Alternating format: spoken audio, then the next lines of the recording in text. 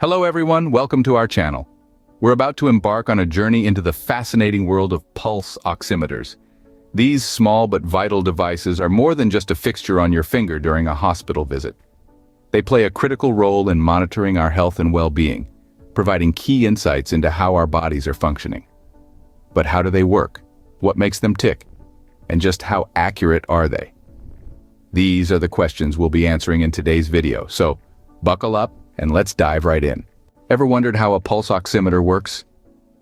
It's a non-invasive device that plays a crucial role in healthcare by measuring oxygen saturation and heart rate in our blood, particularly arterial blood. Picture this. Every red blood cell in our body contains hemoglobin molecules, and these molecules carry oxygen. What the pulse oximeter does is determine just how many of these hemoglobin molecules are carrying oxygen at any given point in time. Sounds intriguing, doesn't it? Now let's dig deeper into how this fascinating device works. So what exactly is oxygen saturation? This term refers to the proportion of hemoglobin, the protein in your blood that carries oxygen, that is currently holding onto oxygen. Picture your blood as a 10-seat bus, where each seat represents a unit of hemoglobin. Oxygen saturation is basically how many of these seats are occupied by oxygen. If 5 out of 10 seats are taken, then your oxygen saturation is 50%. This percentage is a crucial indicator of how efficiently your body is receiving the oxygen it needs to function optimally. Remember, it's not just about how much oxygen you breathe in, but also about how much of that oxygen gets picked up for the ride by your hemoglobin. That's what we're measuring when we talk about oxygen saturation. Up next, we'll explore the operating mechanism of a pulse oximeter. How does a pulse oximeter measure oxygen saturation? Let's find out. At the heart of a pulse oximeter's operating mechanism, we find two types of light: red, with a wavelength of 650 nanometers, and infrared, with a wavelength of 950 nanometers. These lights embark on a journey through the finger, where they encounter both oxygenated and deoxygenated hemoglobin. Here's where the magic happens. Oxygenated and deoxygenated hemoglobin absorb these lights differently. By analyzing this absorption ratio, the pulse oximeter can calculate the oxygen saturation, or SpO2, in your blood. It's a fascinating process, isn't it? This device, small as it may be, harnesses the power of light to give us insights into our body's oxygen supply.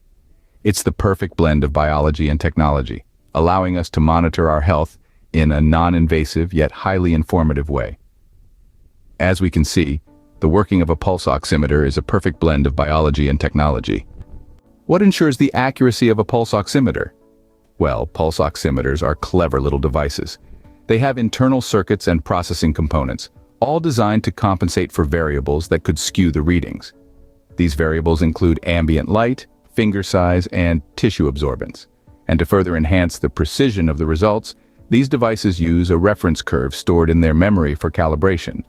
But just like any other device, pulse oximeters are not immune to external influences. Certain factors can affect their accuracy. If the user is moving, that can interfere with the readings. The temperature can also have an impact, both the temperature of the environment and the body temperature of the user. Even something as seemingly harmless as nail polish can affect the accuracy. So, while pulse oximeters are generally quite reliable, it's important to keep these factors in mind when using one. While the device is quite accurate, certain factors can influence its readings. So, we have the readings, but what do they mean? Let's break it down. The numbers you see on your pulse oximeter screen represent the percentage of oxygenated hemoglobin in your blood, also known as oxygen saturation, or SpO2. Normal SpO2 levels range from 95 to 100% if hemoglobin in your blood is carrying oxygen. If your SpO2 levels are between 91 and 94%, that's an indication of mild hypoxemia. In other words, your blood is carrying slightly less oxygen than it ideally should. Now, if these levels fall below 90%, it's recommended to seek supplementary oxygen. SpO2 levels between 86 and 90% signal moderate hypoxemia, and anything below 85% is considered severe hypoxemia.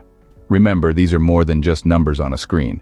They're a vital sign, an essential part of assessing a patient's oxygen levels. Understanding these readings is crucial in assessing a patient's oxygen levels. So there you have it. We've journeyed through the non-invasive world of pulse oximeters, understanding their function in measuring oxygen saturation and heart rate.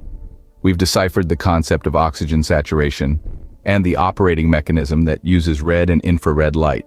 We've delved into the nuances of device calibration and accuracy and how various factors can influence it. Finally, we've interpreted readings distinguishing between normal and hypoxemic levels. Next time you see a pulse oximeter, you'll know exactly how it works and how to interpret its readings. Before we wrap up, we want to thank you for taking the time to understand this complex yet fascinating device. If you found this video helpful, we'd greatly appreciate it if you could like it, share it with your friends and colleagues who might find it useful, and subscribe to our channel for more content like this. We're always working on bringing you more informative and educational videos. So, stay tuned for our upcoming content, and don't forget to hit the notification bell to stay updated. Knowledge is power, and we're here to empower you.